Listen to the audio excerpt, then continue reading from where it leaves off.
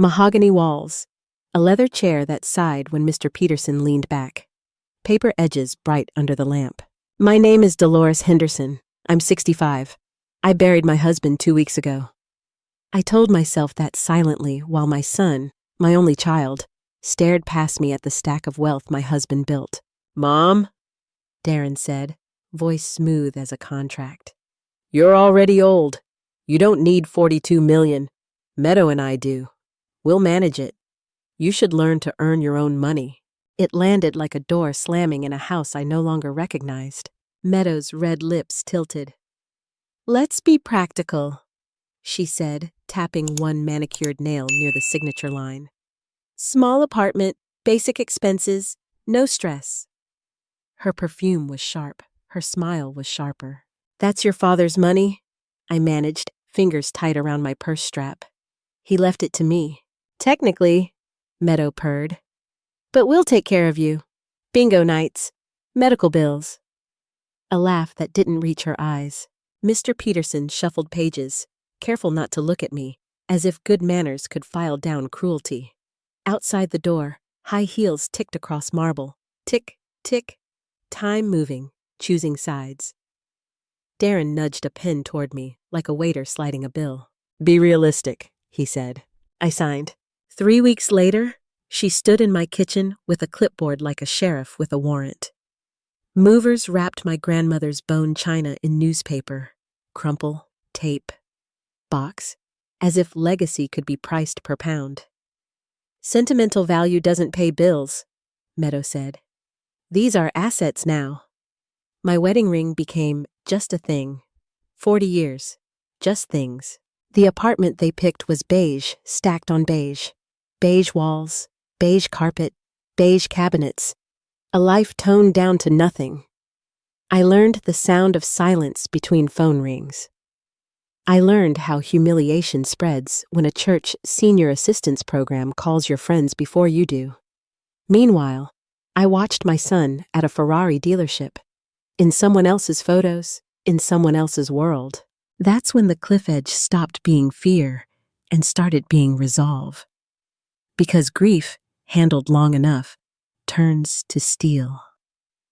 I stopped asking for kindness.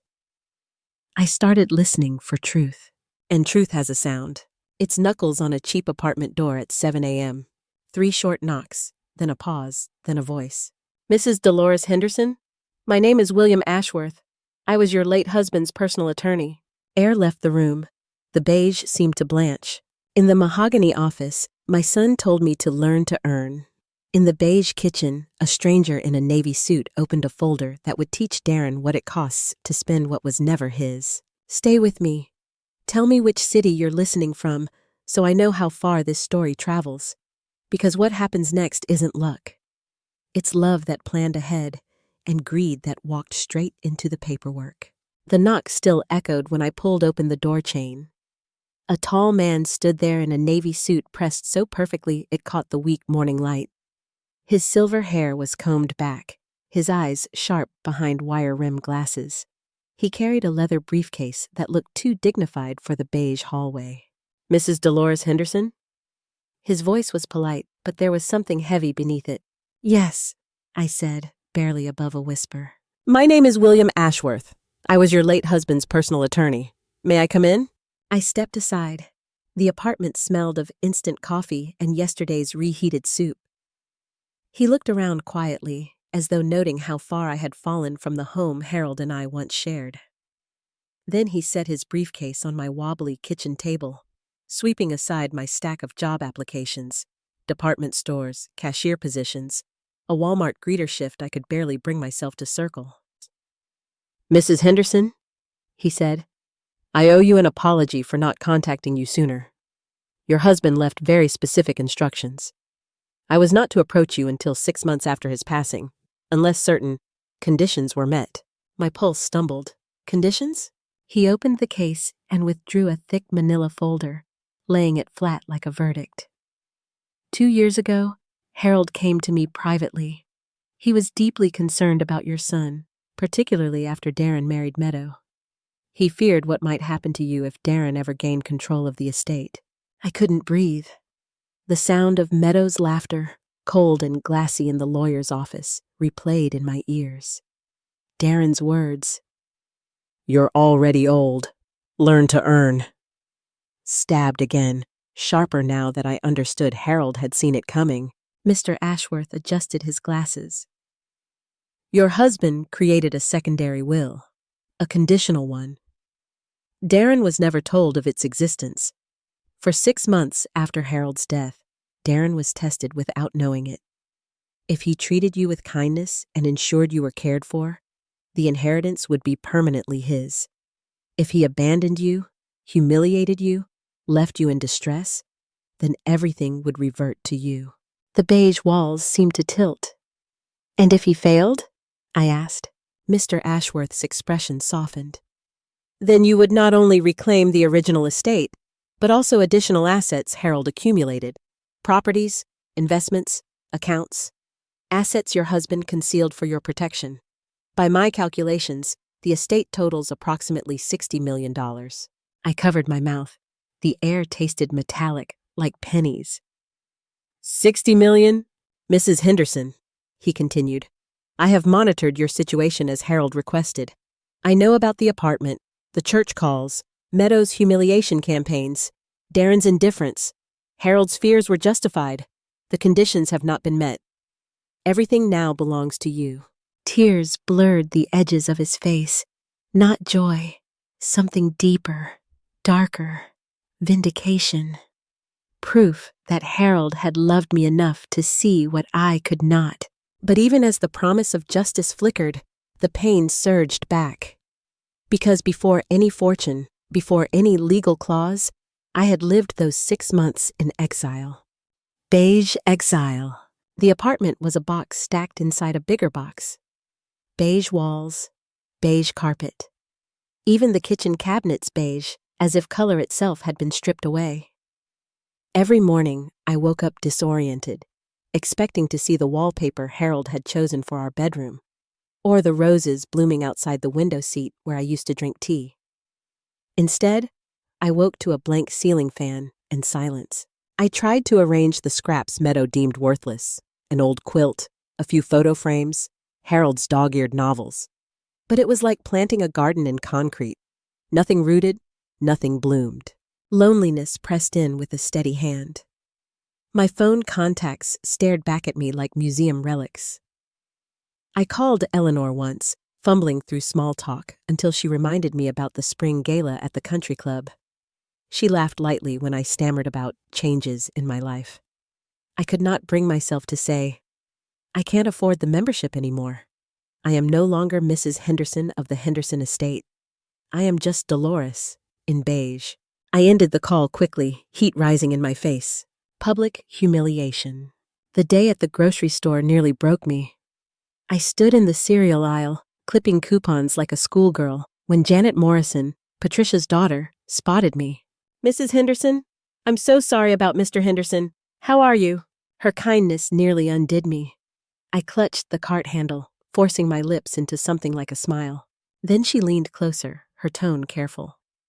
"My mother said Darren's wife called about your situation, that maybe our church's senior assistance program could help with bills." The words hit harder than Darren's rejection. Charity. Meadow had been calling my circle, telling them I was a burden, an embarrassment. She had painted me as a woman too frail to manage, too poor to survive. Meanwhile, she drove past in Ferraris and designer coats, redecorating the house Harold and I built together. Janet's cheeks flushed. "I didn't mean to upset you. I just thought—" "It's fine," I said, though my voice shook. I left the cart in the aisle and walked out with nothing but my purse. Outside, the sun was too bright, the cars too loud. I pressed my back against the brick wall, tasting humiliation thick as bile. The call that ended motherhood. That afternoon, I dialed Darren. It rang 4 times before he answered. "What do you want, Mom?" The coldness in his voice was not new, but still it scraped me raw. I told him about Meadows' calls, about the lies being spread. His chuckle was flat. "Mom, those people were Dad's contacts. They tolerated you because of him." Without him, you don't matter. My throat closed. That's not true. Eleanor and I have been friends for 20 years. Have you talked to Eleanor lately? She says it's awkward when you call, that you complain too much. I clutched the phone tighter, nails digging into my palm. Why is Meadow doing this? Because you need help, Darren replied. You're 65. No career, no prospects. Meadow's trying to preserve your dignity. My life was being your father's wife. Your mother. That was my career. Dad's dead. I'm married now. Your job is over. The brutality froze me. My job over. As if 38 years of motherhood had been seasonal employment, terminated without notice. Darren, I whispered, I'm still your mother. You're right, he said, pausing just long enough to let hope flicker. But that doesn't mean I owe you anything. Not my time. Not Dad's money. Not a place in my life. The line went dead. I sat on my beige couch, beige walls closing in, beige silence louder than any scream. That night, I lay awake and realized I was not only grieving Harold, I was grieving Darren too. The boy I had raised, the boy who once brought me flowers and whispered I was the strongest woman he knew. Gone. In his place, a man who measured my worth in bills and signatures, steel beneath the sorrow. When Mr. Ashworth finished explaining Harold's plan, my tears finally fell. Not of weakness, but of recognition. My husband had seen what I could not. He had left me more than money. He had left me a mirror, a test that revealed the truth about my son. But even with 60 million promised, the pain of those 6 months clung like smoke. I could still hear Meadow's clipboard snapping in my kitchen. I could still see Darren sliding my grandmother's china into a moving truck. The inheritance could return my house, my jewelry, my standing. But it could not return my son. That knowledge cut deeper than any eviction notice. Mr. Ashworth closed the folder gently. Your husband believed you were stronger than anyone gave you credit for. He asked me to tell you, when this day came, to take back your life. Take back my life. I looked around at the beige apartment, at the coupon clippings on the counter, at the rejection letters stacked on the chair. Pain still weighed down every corner. But somewhere under it, a cold determination hardened. They thought I was discarded. They thought I was finished. They were wrong. Mr. Ashworth's papers lay heavy on my kitchen table.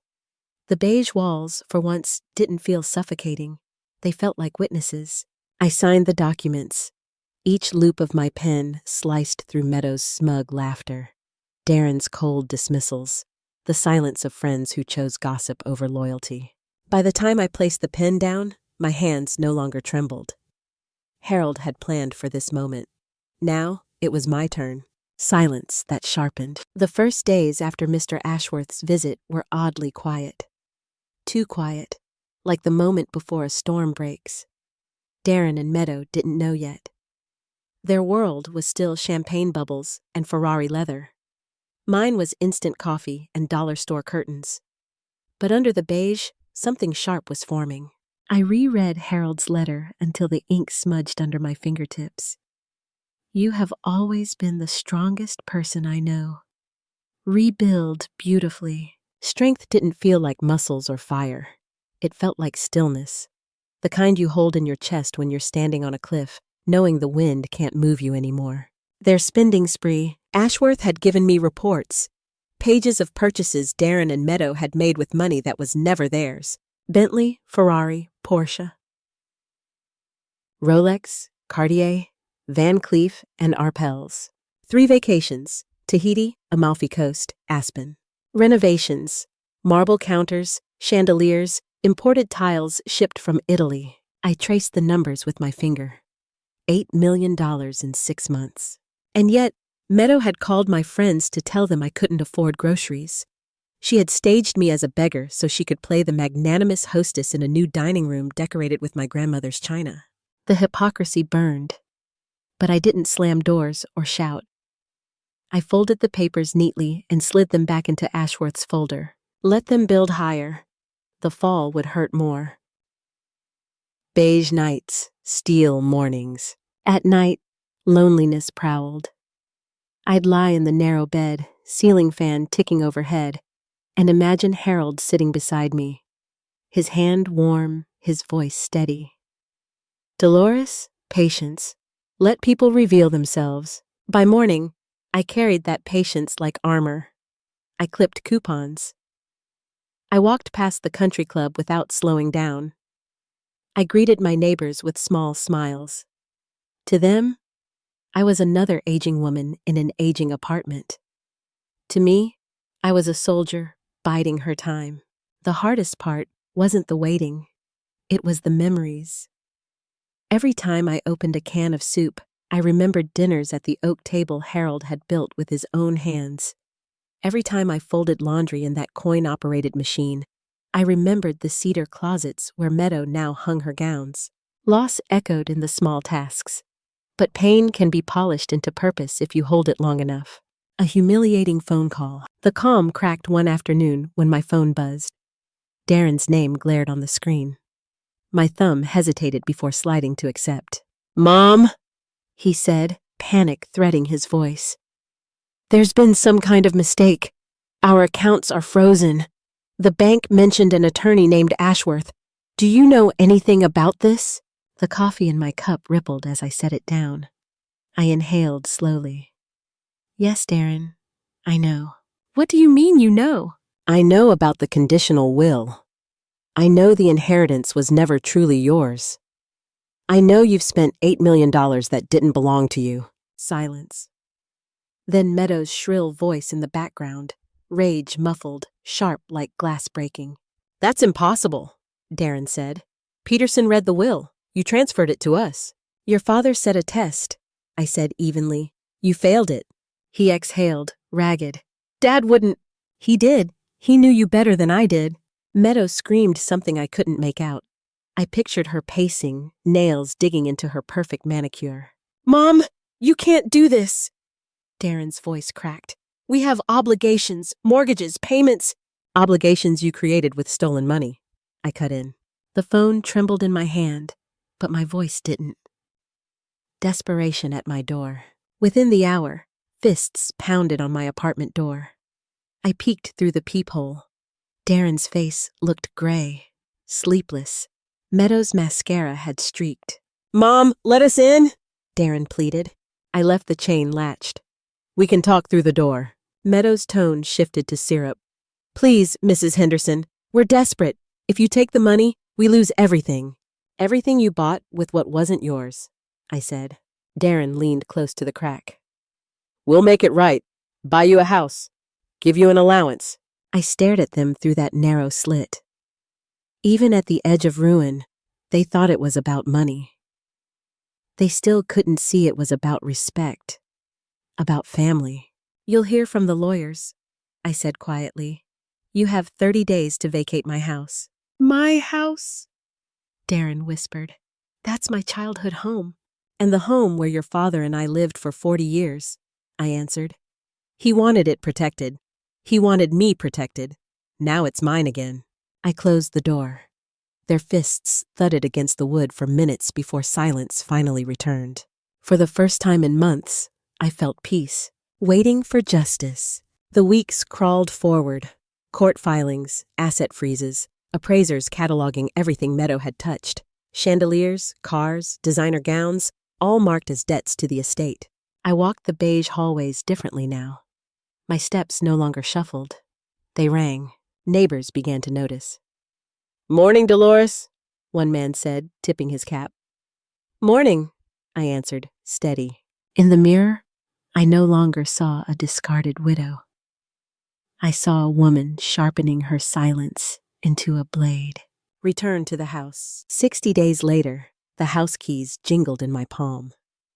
The gates opened, and the garden Harold had planted welcomed me back with roses blooming fierce and red. Inside, Meadow's renovations looked like theater props. Cold marble, glass fixtures, sleek furniture. They didn't belong. They never had. I stripped them away, room by room. Harold's recliner returned to its corner. My grandmother's china glimmered in its cabinet again. Family photos reappeared on the mantel. But the house felt different, lighter, as if it, too, had been holding its breath.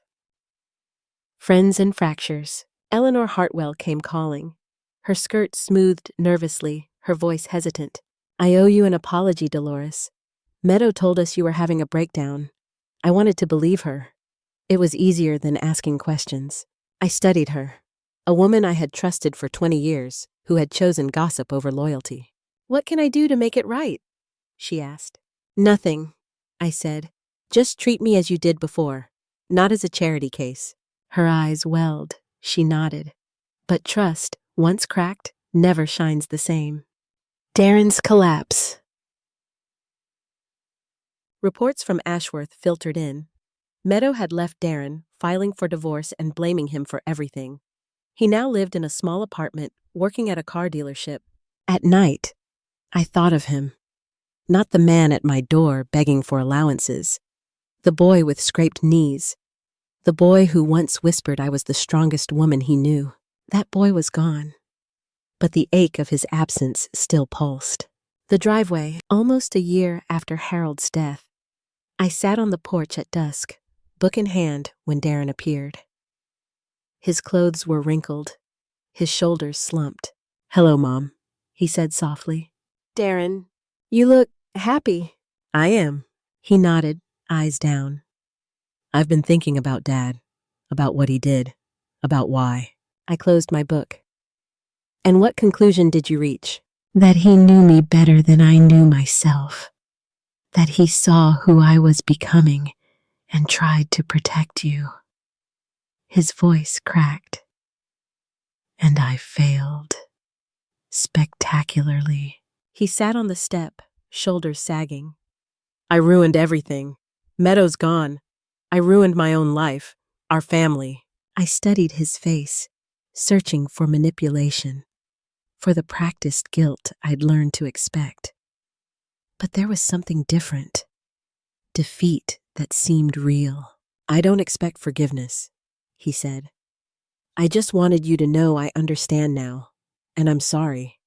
Not for losing money, for what I did to you. He stood slowly. You deserved better from me. As he turned to leave, he looked back. Dad was right about one thing. You are the strongest person I know. The porch light buzzed above me. Shadows stretched across the garden Harold planted. For the first time, I believed Darren's words. And yet, forgiveness did not rise. I sat alone in the gathering dusk, knowing the real battle hadn't been about money at all. It had been about survival, about dignity, about whether grief would bury me or sharpen me. And tomorrow, the court would speak. The first weeks back in the house should have felt like triumph. Keys jingling in my hand. Roses blooming in the garden Harold planted. My grandmother's china back in its rightful place. But victory tastes strange when you've swallowed too much humiliation. Because even with $60 million secured, even with Meadow's chandeliers carted out as debts to the estate, I still carried scars no court could erase. Friends that turned their backs. I avoided most of my old circle, but they found me anyway. Letters slipped into my mailbox. Calls that began with polite greetings and ended with pity. Dolores, we didn't know the full story, Eleanor said one afternoon on my garden bench. Her skirt smoothed nervously, her perfume too strong, as if she hoped to cover the stench of betrayal. She dabbed at her eyes. Meadow was convincing. She made it sound like you were the one unraveling, and I believed her. I wanted to. I listened. But silence is sharper than words. The truth was, none of them had asked me. None of them had come to my beige apartment. None of them had seen me count coupons under fluorescent lights. They had let Meadow narrate my downfall because it was easier. Their cowardice cut deeper than Meadow's malice. When Eleanor whispered, "What can I do to make it right?" I answered flatly, "Nothing. Just see me as the woman you've known for 20 years. Not a burden, not a case file." She nodded quickly. But trust, once cracked, doesn't shine again. Beige memories at night, even back in my restored bedroom. beige memories haunted me. I dreamed of the apartment, its carpet, its cardboard cabinets. I dreamed of Meadow's clipboard, her manicured finger jabbing at my grandmother's china. I'd wake drenched in sweat, reaching for Harold's hand only to find cool sheets. Victory could restore possessions. It couldn't restore innocence. Darren's decline. Reports came through Ashworth like court summons. Darren living in a modest apartment. Darren selling cars for commission. Darren drowning under $12 million of debt he could never repay. Part of me pitied him, the part that remembered scraped knees and thunderstorm nights. But pity is a dangerous indulgence, because every report reminded me Darren had not stumbled into greed. He had chosen it, word by word, signature by signature. He had told me, "Your job is over." He had hung up the phone when I begged for understanding. He had stood beside Meadow while movers stripped my house. And yet, he was still my son. That contradiction gnawed at me like a hidden splinter. The porch meeting, almost a year after Harold's death, Darren walked up the driveway. He looked older, thinner. His shirt wrinkled, his shoulders slumped. "Hello, Mom," he said softly. I stayed in my porch chair, book closed in my lap. "Darren, you look happy." "I am?" He nodded, eyes fixed on the gravel. "I've been thinking about Dad, about what he did, why he did it. And that he knew me better than I knew myself. He saw who I was becoming. He tried to protect you, and I failed. Spectacularly." His voice cracked on the word.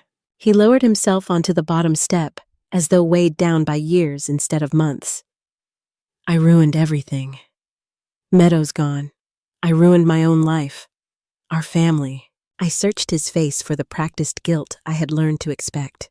But there was something different now. Not anger, not calculation. Just defeat. "I don't expect forgiveness," he said. "I just wanted you to know I'm sorry. Not for losing the money, for what I did to you." He stood, shoulders sagging. "Dad was right. You are the strongest person I know." And then he walked away into the dusk. Emptiness, louder than grief. I thought his words might soothe me. They didn't. Instead, they carved deeper emptiness. Because apologies cannot rewind a life. They cannot unbox china. They cannot silence Meadow's laughter. They cannot erase the 6 months where I lived as less than nothing. I realized then that this was the true collapse. Not losing the money, not being exiled to beige walls, not even the betrayal itself. It was the realization that some bridges, once burned, cannot be rebuilt. I would never have my son back.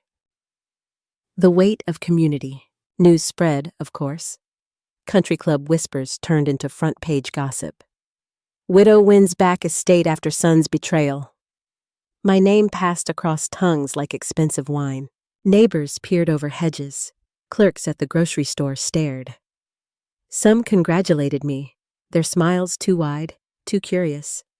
Others looked away, ashamed of their silence months earlier. It didn't matter, because I had already seen who they were when I needed them most. Their belated sympathy was salt on a scar. The night of reckoning.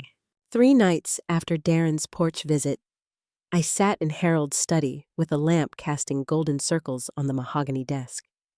The smell of his books, leather, dust, ink, rose around me like memory itself. I opened the manila folder again. The numbers no longer shocked me. 60 million. Assets spread across ventures Harold had hidden, quietly, deliberately. But I didn't linger on the numbers.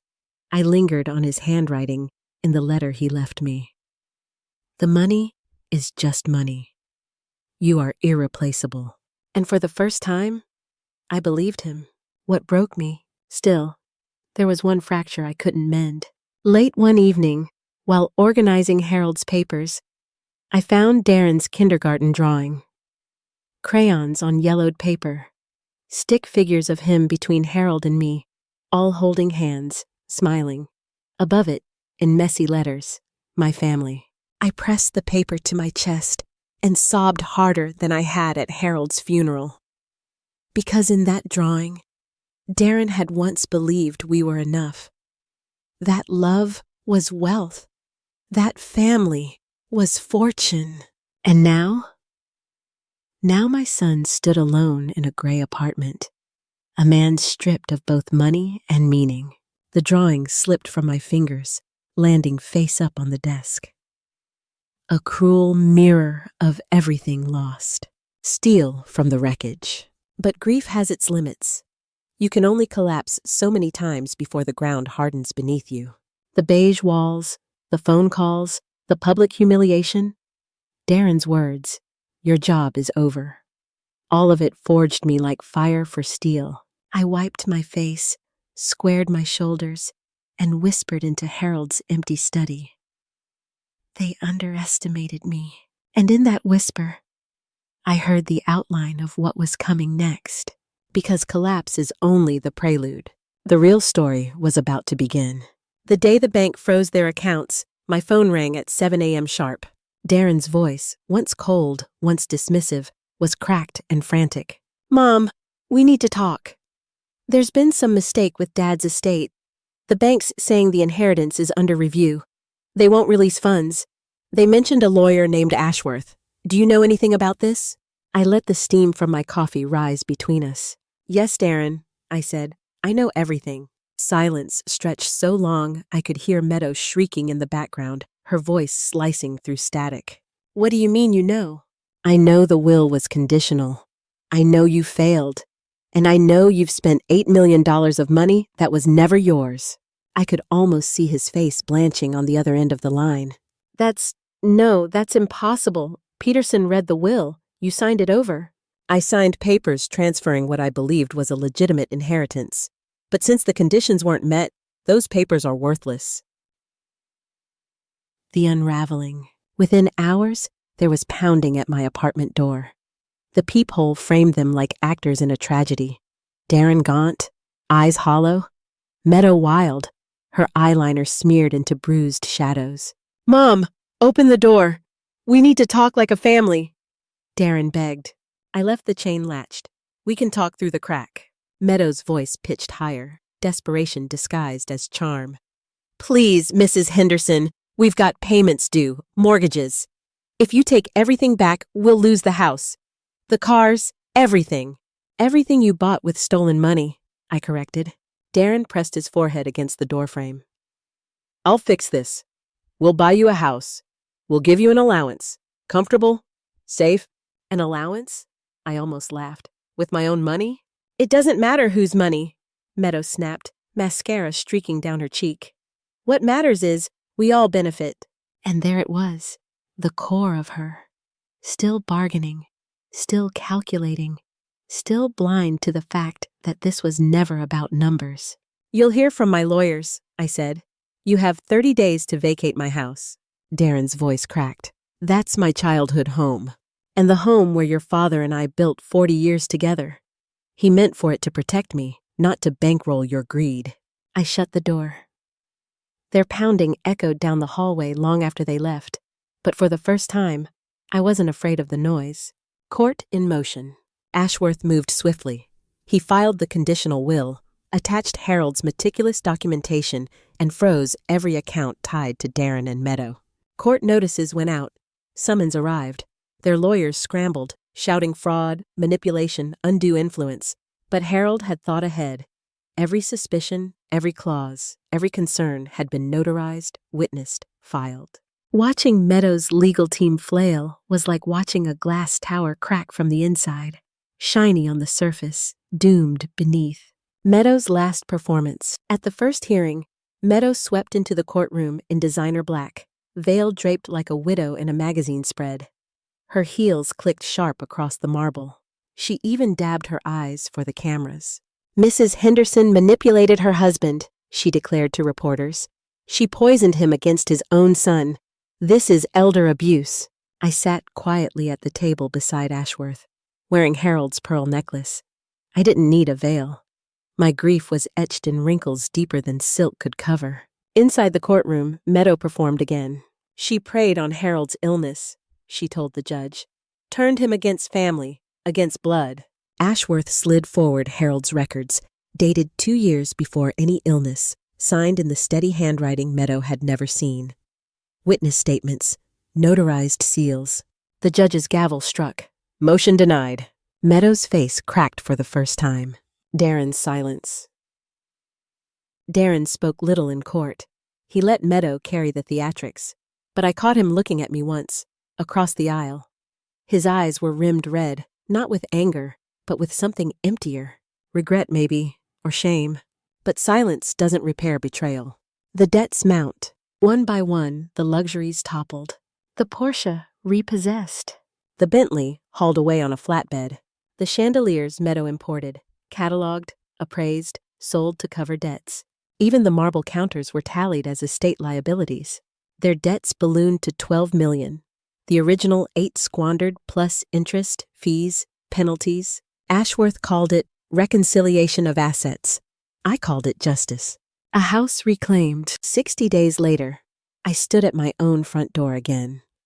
The key slid into the lock. Inside, the air smelled of dust and roses carried from the garden. I walked from room to room, stripping away Meadow's sterile renovations. The sleek glass, the chrome fixtures, the lifeless white. Back came Harold's recliner. My grandmother's china glowed in the cabinet. Family photos reappeared on the mantel. The house exhaled, as though relieved to have its soul returned. Darren's last appeal. 3 months into the proceedings, my phone rang again. Darren's voice wavered. "Mom, we can make arrangements. A settlement, something fair." "Fair?" I repeated. "You left me with 6 months' rent and a Walmart job application." His breath caught. "I know I was wrong, but please don't ruin us completely." "You ruined yourselves," I said. "Your father gave you a test.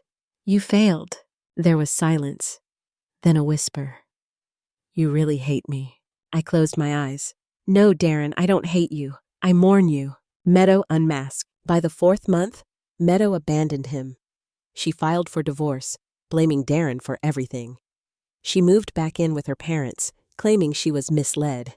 Even in retreat, she spun her story to save face. But whispers followed her. Social circles she once dominated closed their doors. She had burned too many bridges with her venom. Darren stripped bare. Ashworth kept me informed. Darren now worked at a car dealership, struggling with rent, drowning under debts he could never pay. At night, I'd think about the boy with dandelions in his fist, telling me I was the strongest woman he knew. But that boy was gone. All that remained was a man hollowed out by greed. The confrontation. 6 months later, Darren showed up at my porch again. His clothes hung loose on his frame, his hair unkempt. He didn't come up the steps. He stayed at the bottom, as if afraid the porch itself would reject him. "Hello, Mom." "Darren, you look better." "I am." He nodded, swallowed. "I ruined everything. I know that now. Meadow's gone. My life's gone. And it's my fault. I threw away the only thing that mattered." He looked up, eyes wet. "I'm sorry, not for losing money, for what I did to you, for choosing her over you, for forgetting who raised me." The words landed heavy, but not healing, because apologies cannot unbox heirlooms or erase hunger or restore dignity stripped away in a beige apartment. "I don't expect forgiveness," he said. "I just wanted you to know I finally understand. Dad was right. You are the strongest person I know." He turned to leave, but hesitated. What do you want from me? Tell me what to do." I stood, pearl necklace cool against my skin, Harold's roses blooming at my back. And for the first time, I saw clearly. This wasn't about what I wanted from Darren. It was about what I no longer needed. I stepped closer, the wood creaking underfoot. His face lifted, desperate, waiting. And I told him the truth that would cut deeper than debt, deeper than repossessions, deeper than courts ever could. "You'll never understand what you took from me." His lips parted, searching for words. None came. The night air between us hung sharp, ready to break. 6 months later, the garden bloomed again. Harold's roses, planted for our 20th anniversary, spilled scarlet against the morning sky. I stood barefoot in the dew-soaked grass, coffee warm in my hands, and breathed for the first time without flinching. The house was mine again, not because of signatures or court orders, but because it finally felt alive. Meadows' cold chrome fixtures were gone. The sterile paint had been stripped away. I had peeled her out of the walls, out of the rooms, out of the air. Back came the creak of Harold's recliner. Back came my grandmother's china, set in its cabinet like memory itself. Back came the photographs of decades. Harold with flour on his shirt at Thanksgiving, Darren holding a kite string at the beach. I didn't reclaim these things for their value. I reclaimed them because they reminded me of the woman I had been before betrayal tried to erase her. The community shift. Of course, people talked. They always do. The same women who once pitied me at the country club now sent embossed invitations, eager to reattach themselves to my name. Their smiles were bright, their apologies rehearsed. But I had learned to read faces, to see the difference between guilt and love. So instead of country clubs, I found my circle in smaller rooms, a library book club where stories were shared without pretense, a community literacy program where I taught grown men to read for the first time. For once, I wasn't Dolores the wife or Dolores the mother. I was simply Dolores, and that was enough. Darren's fate. Reports from Ashworth trickled in like weather updates. Darren selling cars on commission. Darren months behind on rent. Darren still carrying the weight of $12 million in debts that would outlive him. And then one evening in late spring, he came back. I was on the porch, book open, when I saw him walking up the driveway. His clothes were wrinkled, his shoulders curved inward, but his eyes, tired, red, looked almost human again. "Hello, Mom," he said, standing at the bottom step. "Darren, you look good. Happy." "I am." He nodded, hesitated. "I've been thinking about Dad, about the will, about everything. And I know now. He saw me for who I was. He tried to protect you from me. And I failed him." His voice faltered. "I ruined everything. My marriage, my life, our family, and I don't expect forgiveness. I just wanted you to know I'm sorry. Not for losing money, for what I did to you." He turned to leave, then stopped, his voice breaking.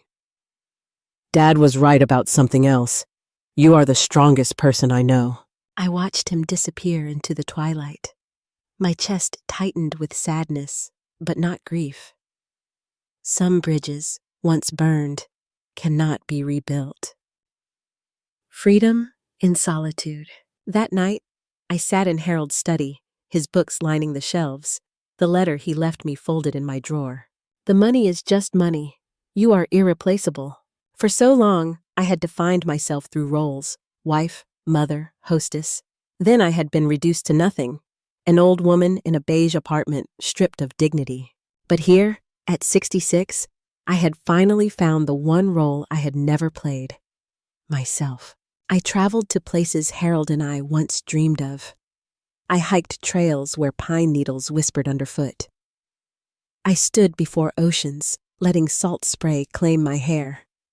I laughed with strangers who became friends, not because of money, but because of shared humanity. And for the first time, I learned how to be alone without being lonely. The message. People often ask what betrayal does to a person. They expect the answer to be rage, bitterness, revenge. But betrayal does something quieter. It strips you down. It shows you who is willing to stand by you when you are nothing. And sometimes the answer is no one. And yet, there is freedom in that truth. Because when you have been discarded and you survive, you learn the one thing that no inheritance can buy: the unshakable knowledge of your own worth. I lost my husband. I lost my son. I lost friends I thought would never falter. But I found myself. The roses glowed red against the setting sun that evening, petals soft against my fingertips. Harold's garden, Harold's love, still blooming. And I whispered into the quiet, I am free. Now I want to ask you, because stories don't end when the video fades. If you were in my place, what would you have done? Have you ever faced betrayal that forced you to discover your own strength? Tell me in the comments where you're watching from. Your stories, your cities, they remind me how far resilience can travel. And if my journey moved you, I've left 2 more stories on the final screen. Stories that might surprise you. Stories that might remind you that even when love fails, courage remains. Thank you for listening.